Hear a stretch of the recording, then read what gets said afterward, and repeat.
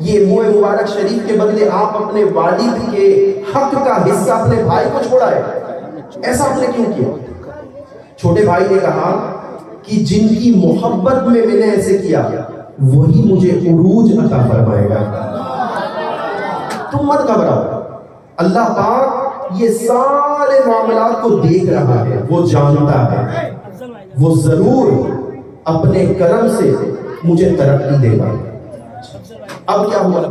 اب یہ چھوٹے بھائی جو بھی کام کرنے کے لیے آگے بڑھتے وہ کاروبار اللہ کی رحمت سے چمک جاتا تھا، وہ ترقی اور عروج پاتا رہتا، اور دیکھتے ہی دیکھتے یوں ہوا کہ بڑا بھائی جو کچھ مال و متاع لے کر اپنے پاس رکھ کر یہ خیال میں تھا کہ اب میں کافی امیر ہو چکا، اب مجھے کوئی زوال نہیں پہنچا سکتا، مجھے کوئی نقصان نہیں ہو سکتا، میں تو فائدے کا سودا کر آیا، اپنے چھوٹے بھائی کے ساتھ میں اس طرح کا سودا کر آیا کہ سارا مال میرے قبضے میں آ گیا اور اس کے حصے میں فقط 3 منہ مبارک شریف۔ مگر ہائے ہائے، اسے پتا نہیں تھا کہ اس نے کیا چھوڑا۔ اس چھوٹے بھائی نے اللہ کے پیارے محبوب صلی اللہ علیہ وسلم کے منہ مبارک شریف کو سامنے رکھ کر رو رو کر دیا بازاری کر کے دعائیں مانگی کہ یا رسول اللہ، آپ کی محبت میں نے ایسے کی، آپ کے محبت اور آپ کی اطاعت کے سبب میں نے یہ فیصلہ لیا، آپ مجھے دنیا کے سامنے ذلیل و رسوا نہ ہونے دینا۔ اللہ اکبر۔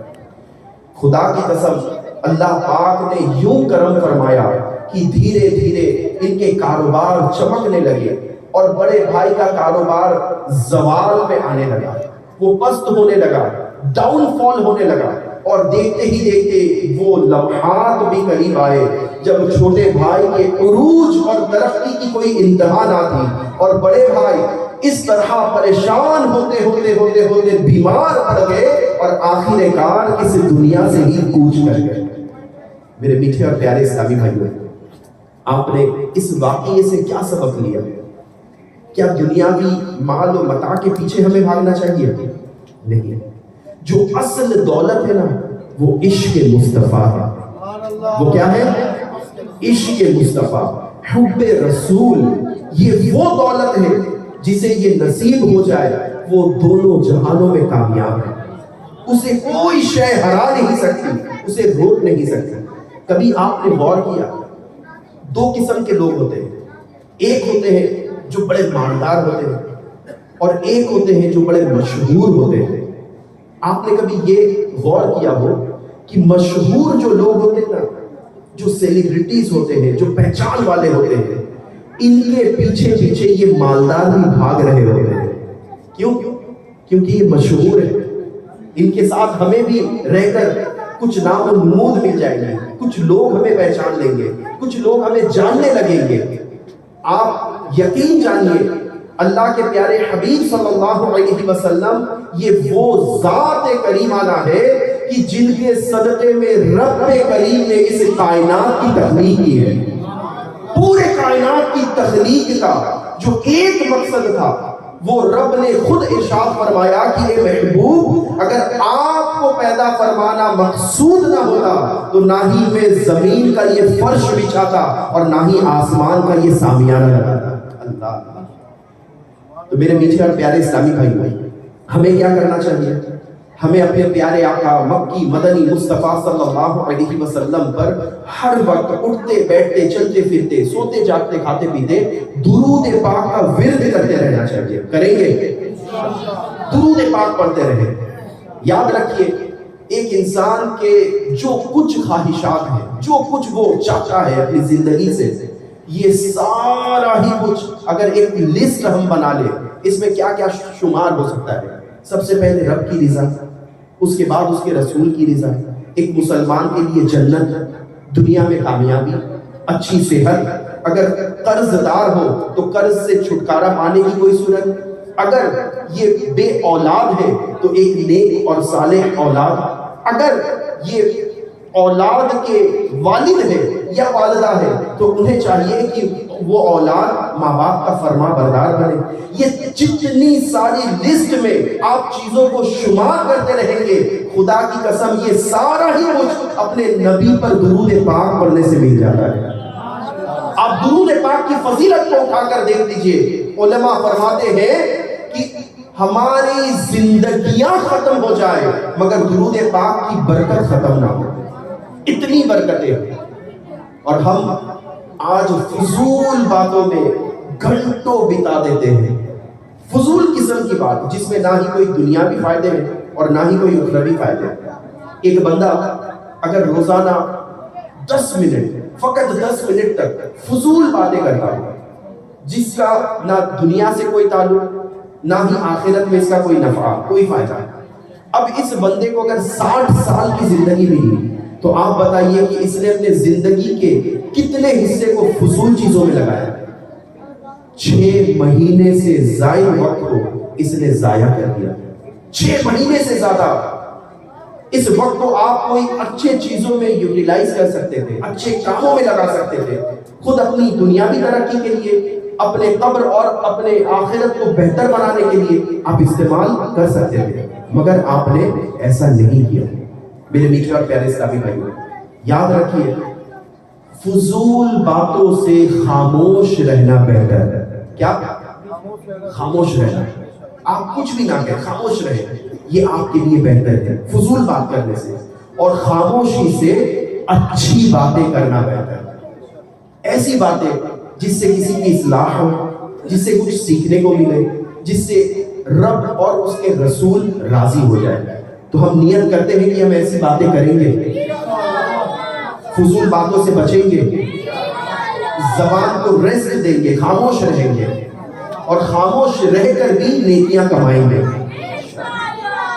درود پاک پڑھ لیجیے. صلو علی الحبیب صلی اللہ علی محمد صلی اللہ علیہ وسلم.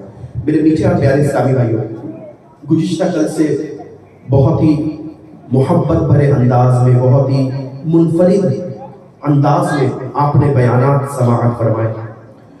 تھوڑی دیر کے لیے آپ کی بارگاہ میں بھی حاضر ہوا ہوں.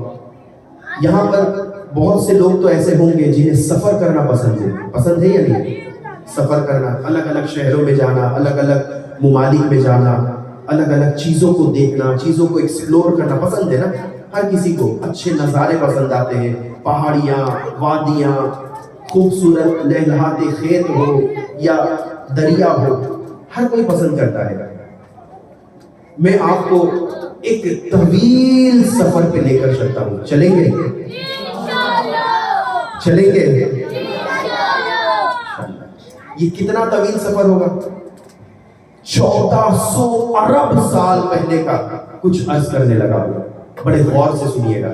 آپ سوچیں گے کہ 1400 سال پہلے اسلام کی باتیں شروع ہوئی، یہ 1400 ارب سال پہلے کی بات. تو جی آپ نے صحیح سنا اور میں نے بھی صحیح کہا. 1400 ارب سال پہلے کی بات آپ کی بارگاہ میں عرض کرنے لگا ہوں. اللہ پاک کی قدرت، اس کی تخلیق کائنات اور اس کے پیچھے کا مقصد تھوڑی دیر میں انشاءاللہ کوشش کروں گا کہ آپ کی بارگاہ میں پیش کرنے کی سعادت حاصل کروں. درود پاک پڑھ لیجئے. صلو علی الحبیب صلی اللہ تعالی علی محمد صلی اللہ علیہ وسلم. تھوڑا سا دیر سے میرے میٹھے اور پیارے اسلامی بھائیوں، کیا کبھی آپ نے رات کے آسمان میں 7 ستاروں کو ایک لڑی کی طرح دیکھا ہے یا اس کے بارے میں کبھی سنا؟ جو 7 ستارے 7 اسٹارز یوں رہتے ہیں کہ انسانی شکل کی طرح. بعض کہتے ہیں ہاتھ میں تیر اور بان لیے یہ کھڑے ہیں. کیا آپ نے کبھی سنا یا دیکھا ہے؟ کبھی اگر آپ نے غور کیا ہو تو آپ کو یہ معلوم چلے کہ ان 7 ستاروں کو، ان 7 اسٹارز کو ارسا میجر کہا جاتا ہے، دب اکبر. یہ وہ ستارے ہیں جن کے درمیانی ستارے کے اگر قریب تر آپ دیکھیں گے تو آپ کو کچھ سرخ دھبا جیسا نظر آئے گا. یعنی 3 ستارے ادھر، 3 ادھر، اور بیچ میں جو درمیانہ ستارہ ہے اس کے ٹھیک اوپر آپ کو ایک سرخ دھبا جیسا نظر آئے گا. اور یہ سرخ دھبا کیا ہے پتہ ہے آپ کو؟ یہ GLZ11 نامی ایک کہکشاں ہے، ایک گیلیکسی ہے جس میں کئی ارب ستارے بھرے پڑے ہیں، اور یہ ہم سے کتنی دور ہے؟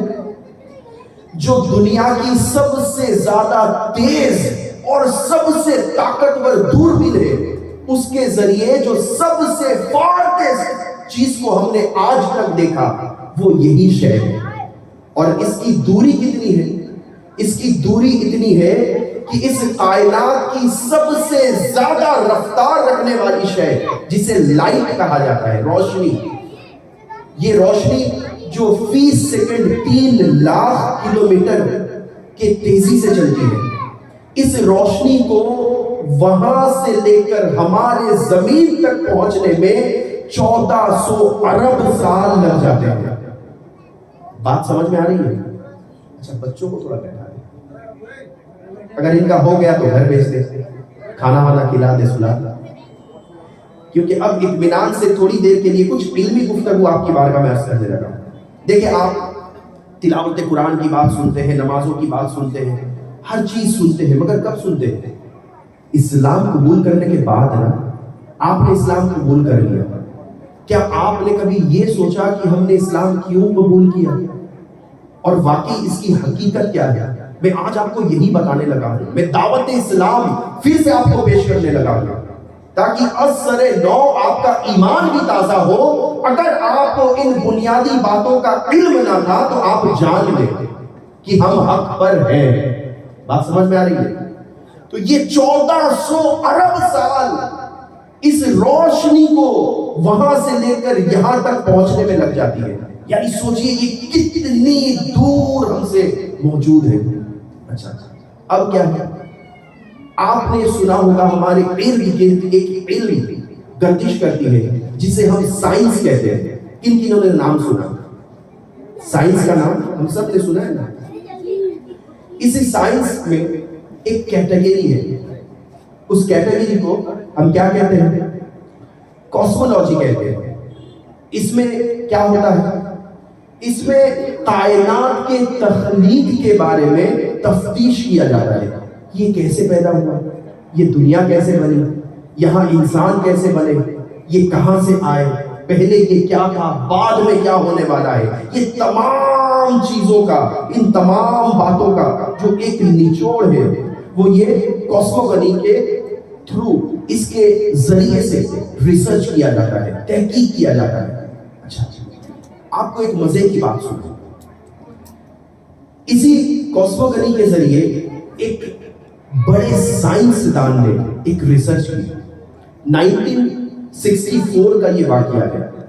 1964 میں 2 ایسے سائنسدان تھے جن کو ایک چیز، ایک تحقیق کرنے کے لیے ایوارڈ سے نوازا گیا، نوبل ایوارڈ انہیں دیا گیا۔ اور انہوں نے تحقیق کیا کی؟ انہوں نے کہا کہ خلا میں یعنی آسمانوں میں دور، کہکشاؤں سے دور ہم نے ایک انرجی، ایک پاور کو جنریٹ ہوتے ہوئے دیکھا جو چاروں طرف پھیلی ہوئی ہے۔ آسمان کے چاروں طرف ہم نے اسے پایا، اسے محسوس کیا، اور اس میں ایک عجیب شے انہوں نے پائی۔ وہ عجیب شے کیا ہے؟ وہ عجیب شے یہ ہے، یہ کہتے ہیں کہ ہم نے کبھی تو اس انرجی کو ہم سے 46 بلین لائٹ ایئر کی دوری پر پایا، یعنی اتنے دور جو ہم سے 46 بلین ایئرز دوری پر ہو، وہ بھی لائٹ ایئرز۔ اور کبھی ہم نے دیکھا کہ یہ فقط 3 لاکھ سال کی دوری پر موجود ہے۔ اب یہ دیکھ کر یہ تعجب ہو گئے کہ ایسا کیسے ہو سکتا ہے، کیونکہ روشنی اس کی رفتار تو ایک ہی ہے، یہ اپنے رفتار کو بدلتی نہیں ہے۔ اگر روشنی اپنے رفتار کو بدل دے تو یہ تو سائنس کے قوانین کے خلاف ہے، اس کے قانون کے مطابق نہیں ہے۔ پھر آج تک ہم نے جو کچھ پڑھا، جو کچھ سیکھا، یہ سارا ہی کچھ غلط ثابت ہو جائے گا۔ اس کے جو بھی تھیوریز بنے، جو بھی اس کے بارے میں کہا گیا، سنا گیا، کتابیں لکھی گئی، یہ سارا نظام غلط ہو جائے گا۔ مگر انہوں نے اس بات کو پروف کیا کہ واقعی اس انرجی کو ہم نے کہیں اتنے دور پایا اور کبھی اتنے سامنے اسے پایا، اور اس چیز کو انہوں نے ایک نام دیا۔ وہ نام کیا تھا؟ انہوں نے کہا کہ اسے کاسمک مائکرو ویو بیک گراؤنڈ ہم کہیں گے۔ یہ ایسا کاسمک مائکرو ویو بیک گراؤنڈ ہے جو خلا میں ہر طرف پھیلی ہوئی ہے۔ پھر یہ کہتے ہیں کہ اس میں یہ پرابلم ہے کہ یہ لائٹ کے تیزی کو مختلف جگہوں میں مختلف انداز سے چلتے ہوئے پاتی ہے۔ یعنی اس کا مطلب یہ ہے کہ جب روشنی الگ الگ موقع پر الگ الگ انداز سے چلتی ہے تو پھر وہاں پر وقت بھی الگ الگ چل رہا ہوگا۔ تو یہ ایک ہورائزن پرابلم ہے۔ یہ پرابلم کو لے کر انہوں نے بہت باتیں کی، بہت تحقیقات کی۔ اب اس سے کیا ہوا؟ اس سے یہ ہوا کہ انہوں نے کہا کہ کوئی ایک ایسی طاقت موجود ہے جو ان تمام چیزوں کا نظام چلا رہا ہے۔ یہ سب اپنے آپ نہیں ہو رہا، کوئی بھی چیز خود بخود نہیں ہو جاتا۔ اچھا، میں آپ سے ایک بات کرتا ہوں، یہ بات آگے بڑھانے سے پہلے میں آپ کو کہوں کہ کلکتہ میں ایک ایسے مال کا، ایک ایسے شاپنگ سینٹر کا آغاز ہوا جہاں پر کوئی بھی امپلائی نہیں ہے، کوئی بھی سیلس مین نہیں ہے۔ وہاں پر آپ جائیں گے، چیزیں جو بھی آپ کو پسند ہے آپ انگلی دکھائیں گے، وہ اپنے آپ ریک سے نکل کر آتا ہے، خود بخود پیکنگ ہو جاتا ہے، خود بخود بل جنریٹ ہوتا ہے، خود بخود آپ کا پیسہ آپ کے جیب سے نکل کر آتا ہے، وہ ان کے اکاؤنٹ میں چلا جاتا ہے اور پھر یہ آپ کے ہاتھ میں دے دیا جاتا ہے۔ اچھا، اس کے بعد کیا؟ جہاں سے یہ سامان نکلا وہ سامان پھر سے اپنے آپ ریفل ہو کر اسی ریک میں چلا جاتا ہے۔ کیا آپ یہ مانیں گے کہ ایسا کوئی مال ہو سکتا ہے، ایسا کوئی شاپنگ سینٹر، کوئی دکان، کوئی مودی دکان، کیا بغیر کسی کے کیے ہوئے یہ کام کرنا ممکن ہے؟ نہیں۔ تو پھر یہ کیسے سوچ رکھتے ہیں کہ بغیر کسی پاور کے، بغیر کسی ایکسٹریم انرجی کے یہ سارا نظام اپنے آپ ہی چل رہا ہے، سارا کچھ اپنے آپ ہو رہا ہے۔ یہ سورج کا اگنا، چاند کا نکلنا، رات کا آنا، سویرے ہونا، ان ستاروں کا گردش کرنا، ٹوٹنا، گرنا، یہ سارا کچھ کیا اپنے آپ ہو سکتا ہے؟ آپ کو اور کچھ قریب لے آؤ۔ قریب کہاں؟ آج سے تقریباً 5000 سال پہلے ایک سیویلائزیشن، ایک لوگوں کی گروہ گزری جو گریک میں رہنے والے یونانی لوگ تھے۔ ان کے تحقیق کے مطابق، ان کے کہنے کے مطابق، انہوں نے کہا کہ ہمیں زمین کی کھدائی کے وقت 7 ایسی تختیاں ملی جن میں کچھ باتیں لکھی ہوئی تھی، عبارت۔ آج بھی یہ ہوتا ہے، بہت سارے لوگ آرکیولوجسٹ یہ کرتے ہیں، زمین کو کھود کر چیزیں نکالتے ہیں، اس سے تحقیقات کرتے ہیں۔ تو انہوں نے کہا کہ 7 ایسے ٹیبلٹ ہمیں ملے جن میں تقریباً 1000 عبارتیں، 1000 لائنز لکھے ہوئے تھے، اور ان لائنز میں کیا کچھ تھا آپ سنیے۔ یہ کہتے ہیں کہ انہوں نے لکھا تھا کہ ایک بہت بڑی طاقت ہے جنہوں نے اپنے ذات سے پانی کے ذریعے زمین اور آسمان کو پیدا کیا۔ بات سمجھ میں آ رہی ہے؟ اپنے طاقت سے پانی کے ذریعے زمین اور آسمان کو پیدا کیا، اور پھر انہوں نے کائنات کی تخلیق کی، اور انہوں نے کچھ جملے کہے، مگر وہ جملے کیا ہے؟ یہاں پر یہ تختی، یہ ٹیبلٹ خاموش ہے، یہ نہیں کہتی کہ وہ جملے کیا ہے۔ ان کے بعد آنے والے ایک اور سیویلائزیشن جنہیں سمرینز کہتے ہیں، یہ بہت بڑی سভیتا تھی، بہت بڑی سیویلائزیشن۔ ایسا نہیں کہ ان لوگوں کے چیزوں کو ہم نے کچھ ایکسپٹ نہیں کیا، ان کے ذریعے ایجاد کیے گئے، ایونٹ کیے گئے 100 سے زائد چیزیں ہیں جو آج تک ہمارے زندگی میں استعمال میں ہیں، اور ہم اسے بخوبی ایکسپٹ کر چکے ہیں۔ جن میں سے چند چیزیں آپ کو عرض کروں۔ رائٹنگ، لکھائی جو ہے یہ انہوں نے ایجاد کی تھی، سمرین سے۔ سمرہ اور گھڑی یعنی کلاک کا جو نظام تھا یہ انہوں نے ہی ایجاد کیا۔ کیا کبھی آپ نے سنا تھا، پڑھا تھا؟ شاید جو انٹرسٹ رکھتے ہو انہیں معلوم ہو۔ آپ سوچیں گے کہ بھائی ایک دینی ماحول ہے اور مذہبی باتیں ہونی چاہیے، چیزیں یہاں پر یہ بولنی چاہیے، مگر کیا علم حاصل کرنا بری بات ہے؟ جانکاری حاصل کرنا کوئی غلط ہے؟ چیزوں کو جب جانیں گے نہیں، ایکسپلور نہیں کریں گے، پتہ نہیں کریں گے، تو حقیقت حال ہمارے سامنے کیسے آئے گا؟ تو ان سمرینز نے انہوں نے بہت ساری چیزوں کا ایجاد کیا. جیومیٹری یہ ان کا ایجاد تھا، اریگریشن یہ ان کا ایجاد تھا، یہ سارا سسٹم انہوں نے بنایا تھا جو آج تک ہمارے درمیان رائج ہے. اس کے علاوہ کم و بیش 100 چیزیں ہیں جو انہی کے ایجادات تھے. اچھا یہ اتنے زیادہ مقبول ہونے کے بعد انہوں نے بھی ایک جملے کا استعمال کیا. وہ جملہ کیا تھا؟ لوگوس. اور اس لوگوس کا مطلب یونانی زبان میں وہی ہے کہ ایک نامعلوم طاقت، یعنی اس خدا کے بارے میں یہ کہہ رہے ہیں کہ وہ ایک نامعلوم طاقت ہے جو اس سارے نظام کو چلا رہا ہے. بات سمجھ رہے ہیں؟ اس کے بعد چلتے ہیں 2500 سال پہلے ایک اور سیویلائزیشن نے سر اٹھایا، جنہوں نے آسٹریلیا کے ایب اوریجنز نامی کے لوگ تھے. ان کے مطابق بھی کوئی ایک ایسی ذات ہے جن کے قبضے میں ہر شے کی روح یعنی سولز ہے، اور یہی آسمان سے ان روحوں کو اتارنے والے ہیں.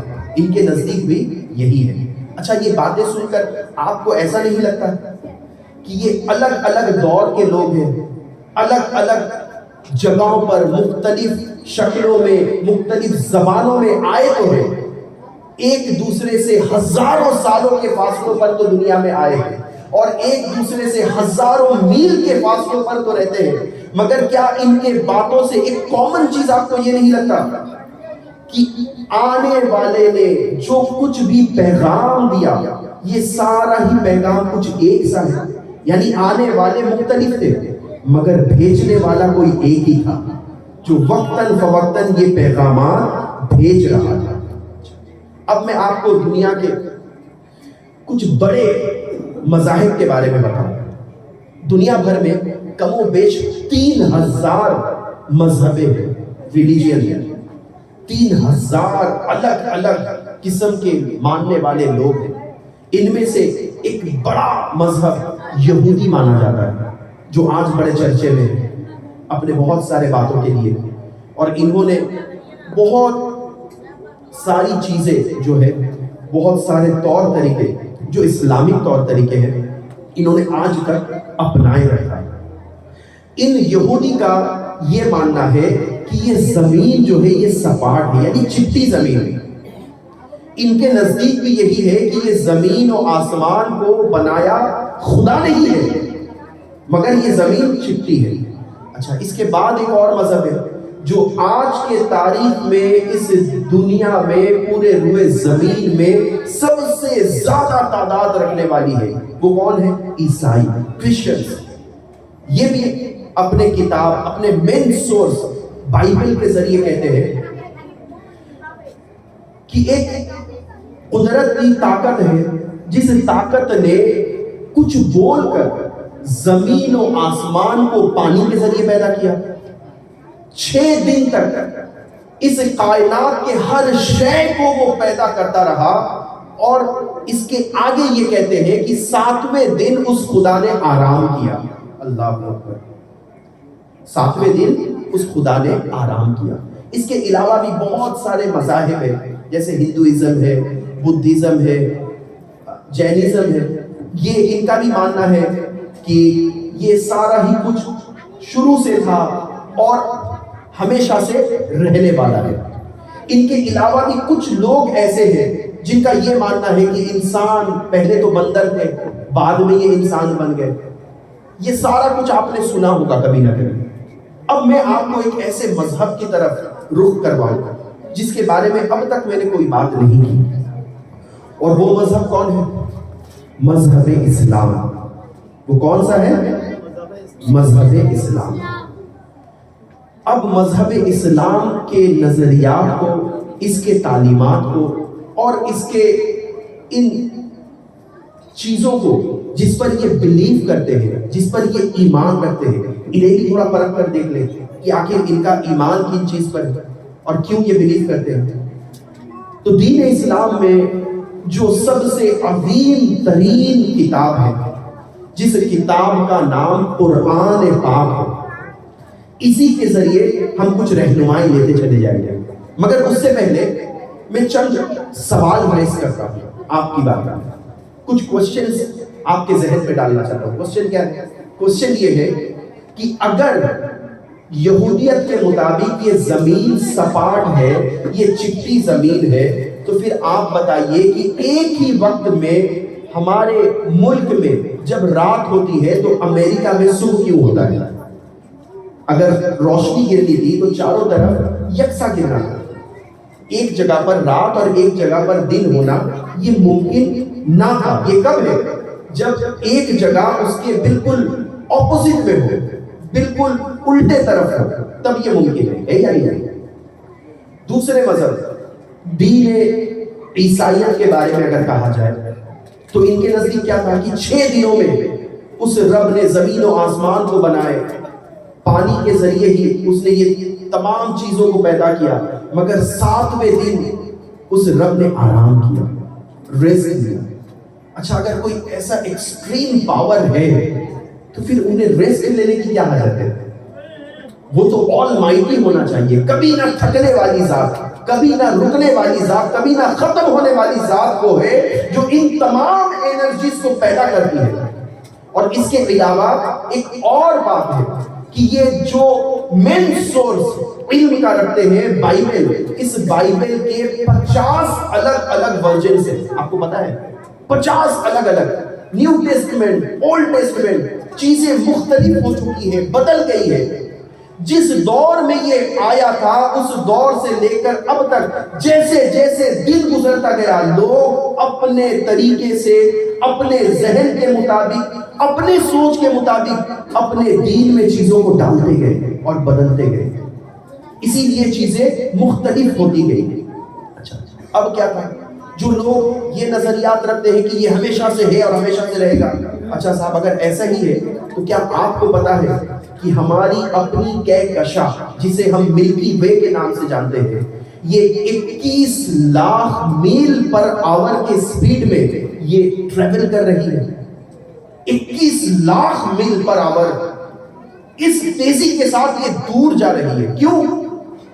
اس لیے کہ اگر ان چیز کو ریوائنڈ کر کے دیکھیں، جو دور جانے والی شے ہے نا، یہ کبھی قریب ہوا کرتی تھی، یہ کبھی قریب ہوا کرتی تھی، ساتھ ہوا کرتی تھی، ایک ساتھ، اور پھر اس میں کچھ انرجی، کچھ چیزیں ڈالی گئی، کوئی ایک نہ دیکھی نہ سنی طاقت، ایک عظیم قوت نے اپنے زبان ترجمان حق سے کچھ کہا اور یہ الگ الگ ہونے لگے، جسے آج بڑے بڑے سائنسدان اپنے زبان میں بگ بینگ کے نام سے جانتے ہیں۔ سنا ہے آپ نے؟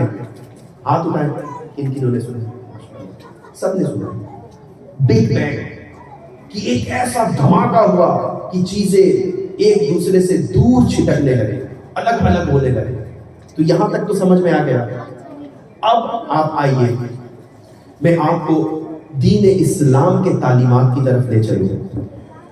سب سے پہلے قرآن پاک سورہ ہود میں اللہ پاک نے ارشاد فرمایا کہ وہ اللہ ہے، یعنی اب تک جسے نامعلوم ایک طاقت، جسے ایک انرجی، جسے ایک پاور، جسے ایک قوت سمجھ رہے تھے، لوگ جانتے تھے کہ کوئی ہے، مگر وہ کون ہے ہمیں نہیں پتا۔ قرآن ہمیں بتا رہا ہے کہ وہ اللہ ہے جس نے آسمانوں اور زمین کو 6 دن میں پیدا کیا اور اس کا عرش پانی پر ہے۔ کیا آپ کو نہیں لگتا کہ یہ کتاب کچھ ایڈوانس لیول کی باتیں ہم سے کر رہا ہے؟ یعنی اب تک اتنے سارے تحقیقات اور اتنے ہزاروں سالوں کے لوگوں کے تجربات نے ان چیزوں کو تو کبھی ظاہر نہیں کیا۔ ان کے مائتھولوجی میں الگ الگ چیزیں پائی گئی، مگر یہ نظریہ تو کبھی نہیں دیکھا گیا۔ وہ جانتے تھے کہ کوئی ہے، مگر کون ہے نہیں پتا تھا۔ یہ قرآن کہہ رہا ہے کہ وہ اللہ ہے۔ اللہ۔ اور اسی اللہ نے کیا کیا؟ اسی اللہ نے زمین اور آسمان ان دونوں کو پیدا فرمایا، ایک دوسرے سے الگ کیا، اور اس کا عرش یہ پانی پر ہے۔ اس کے بعد سورہ بقرہ میں اس کتاب کے تعلق سے جو ایک فضیلت بیان کی گئی، جو ایک باتیں بیان کی گئی، وہ میں آپ کی بارگاہ میں عرض کروں۔ دیکھیں دنیا میں کتنے ہی بڑے سے بڑے رائٹر کیوں نہ ہو، کتنا ہی بڑا آتھر ہو، کتنا ہی بڑا مصنف ہو، وہ اپنے کتاب میں ایک جملہ ضرور لکھتا ہے کہ ہمارے اس ایڈیشن میں اگر آپ کوئی خامی، کوئی غلطی، کوئی کمزوری پائیں تو ہمیں اطلاع کریں، تاکہ دوسرے ایڈیشن میں ہم اسے ٹھیک کر کے آپ کے سامنے پیش کریں۔ یہ ہوتا ہے نہیں ہوتا ہے؟ کتابیں آپ نے پڑھی ہے، آپ کو پتا ہوگا یہ لکھا جاتا ہے، مگر قرآن پاک ایک ایسی کتاب ہے جس کی پہلی سورت میں، سورۃ البقرہ میں رب نے پہلی آیت میں ارشاد فرما دیا کہ یہ ایسی کتاب ہے جس میں غلطی کی کوئی گنجائش نہیں۔ الف لام میم کے بعد ذالک الکتاب لا ریب فیہ، کہ یہ ایسی کتاب ہے جس میں غلطی کی کوئی گنجائش نہیں۔ شک اور شبہ کی تو بات ہی دور ہے کہ بندہ شک کرے، ڈاؤٹ کرے، یہ بات ہی نہیں، ختم کر دیا گیا، فل سٹاپ، کہ یہ ایسی کتاب ہے جس میں کوئی غلطی کی گنجائش نہیں۔ اچھا، امام شافعی رحمۃ اللہ تعالیٰ علیہ، نام سنا ہے آپ نے؟ بڑے امام ہیں اور دنیا بھر میں ان کے کروڑوں ماننے والے ہیں۔ انہوں نے ایک کتاب تحریر فرمائی اور اپنے ایک چاہنے والے کو فرمایا کہ میرے کتاب کو میرے ہی سامنے پڑھ کر سناؤ۔ جب انہوں نے پڑھ کر سنانا شروع کیا تو آپ کو کسی جگہ پر کچھ چیزوں کو تبدیل کرنے کی حاجت محسوس ہوئی، تو آپ نے وہ تبدیل کر دیا، فرمایا پھر سے پڑھ کر سناؤ، پھر سے سنایا گیا۔ آپ کو کسی جگہ پر کوئی شے ایڈ کرنے کی حاجت محسوس ہوئی تو پھر آپ نے ایڈ کیا، فرمایا پھر پڑھ کر سناؤ۔ جب پھر پڑھ کر سنایا گیا تو کہیں پر انہیں کچھ ریپلیس کرنے کی حاجت محسوس ہوئی۔ اس طرح 70 مرتبہ آپ نے اپنے ہی کتاب کو پڑھ کر سننے کی خواہش ظاہر کی، اپنے ہی کتاب کو آپ نے سنا اور 70 مرتبہ آپ نے کچھ نہ کچھ تبدیلیاں کی، اور آخر کار خود ہی فرمانے لگے کہ ارے بس کرو، رہنے دو، یہ کوئی خدا کا کتاب تھوڑی ہے جس میں غلطی نہ ہو، یہ تو ہمارے جیسے انسان کی لکھی ہوئی کتاب ہے، اس میں غلطیاں ہوں گی۔ وہ قرآن ہے جس میں کوئی غلطی کی گنجائش نہیں ہے۔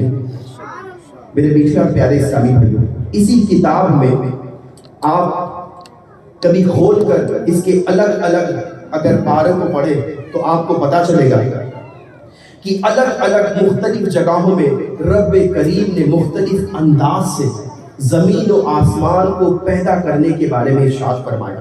جیسے 5 مقامات پر سورہ ہود، سورہ فرقان، سورہ سجدہ، سورہ کاف اور سورہ حدید میں یہ تمام ارشادات آپ کو ملیں گے۔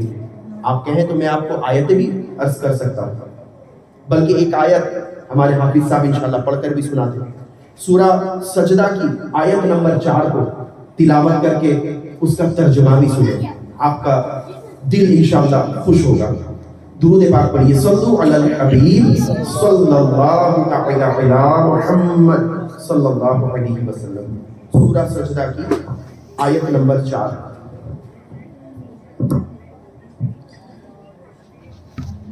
خدائے قہار نے ان صورتوں میں زمین و آسمان کو پیدا کرنے کے بارے میں کیا کچھ ارشاد فرمایا، غور سے سنیں۔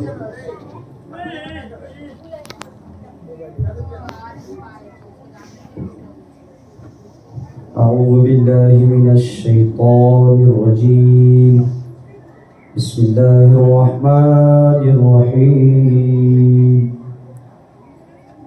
اللہ الذی خلق السماوات والارض وما بینہما فی 6 ایام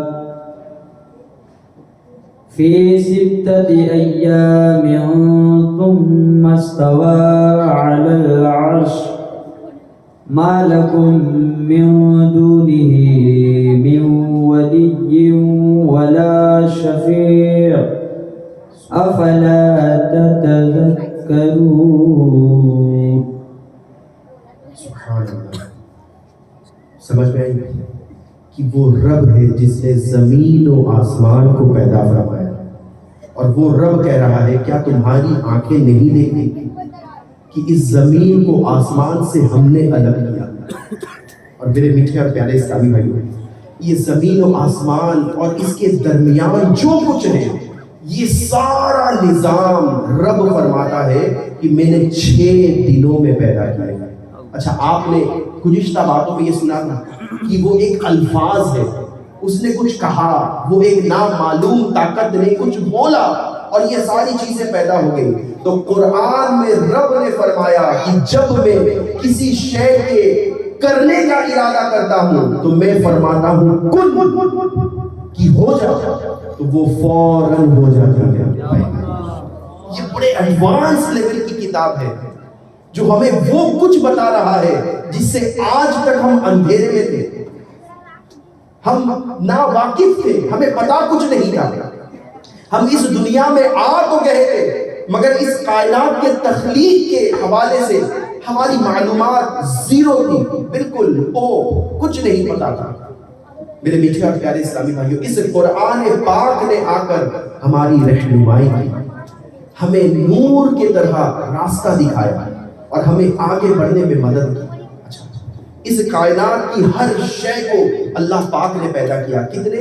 6 دنوں میں۔ اچھا، کیا یہ ہمارے وقت کے مطابق 6 دن ہے یا یہ 6 دن کچھ اور ہی ہے؟ تو قرآن پاک میں 2 مقامات پر مجھے یہ بھی ملا کہ آپ کو یاد ہے وہ ہرائزن پرابلم، جہاں پر ٹائم اور لائٹ یہ دونوں شے الگ الگ طریقے پر یہ کام کرتی ہے۔ آپ نے سنا نا کہ الگ الگ جگہوں پر یہ الگ الگ طریقے سے مختلف انداز سے پیش آتی ہیں، ان کی شکلیں بدل جاتی ہیں، کہیں پر یہ تیز چلتی ہے، کہیں پر ٹھہر ٹھہر کر چلتی ہے۔ رب نے قرآن پاک میں سورۃ الحج میں ارشاد فرمایا کہ تمہارے رب کے نزدیک تمہارا ایک دن 1000 سال کے برابر ہے۔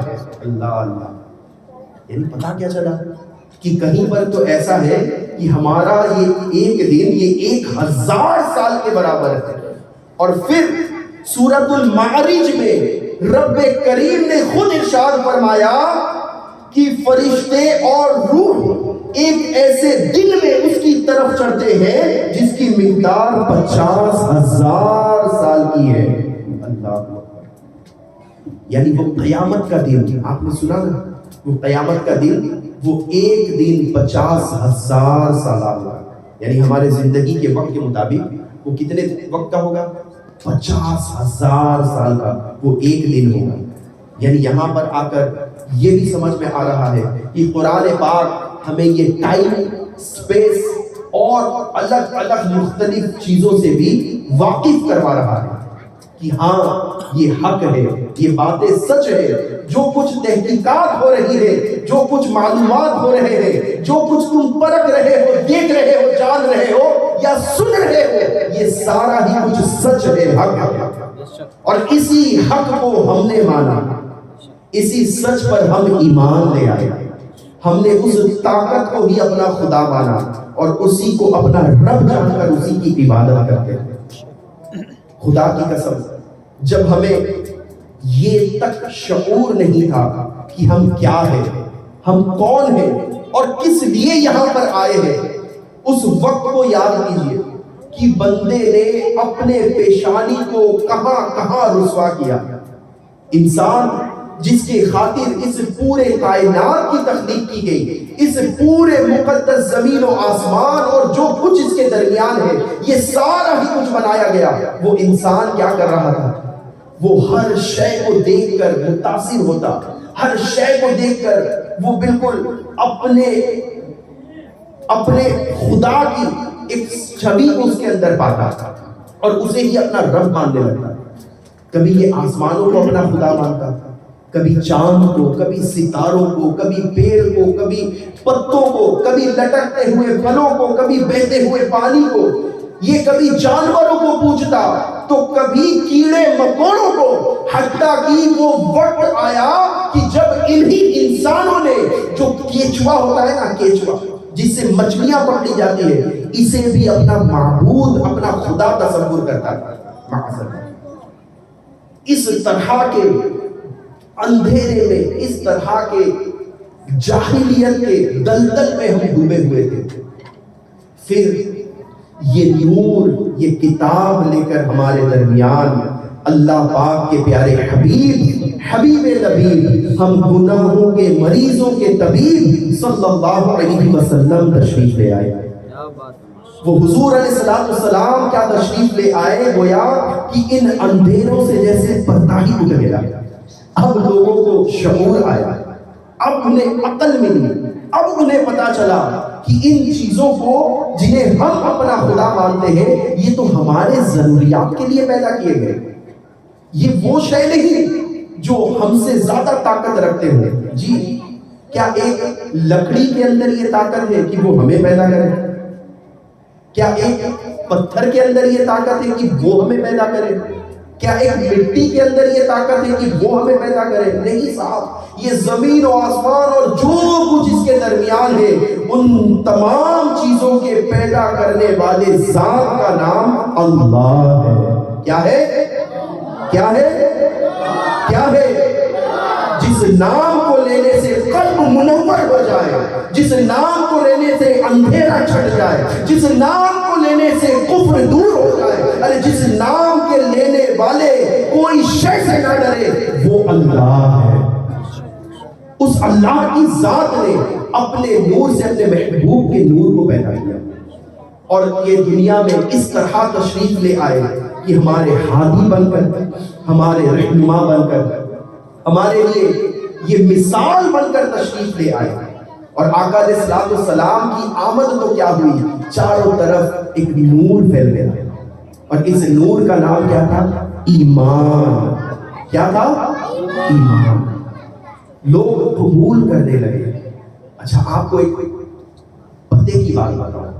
وہ بات یہ ہے کہ جب عرب کی سرزمین پر آج سے تقریباً 1450 برس پہلے ہمارے پیارے آقا مکی مدنی مصطفیٰ صلی اللہ علیہ وسلم تشریف لے آئے، اس دور میں اہل عرب بہت زیادہ پڑھے لکھے نہیں ہوتے تھے. کیا آپ کو یہ معلوم ہے؟ یہ پڑھے لکھے لوگ نہیں ہوتے تھے، انہیں زیادہ لکھنا پڑھنا نہیں آتا تھا.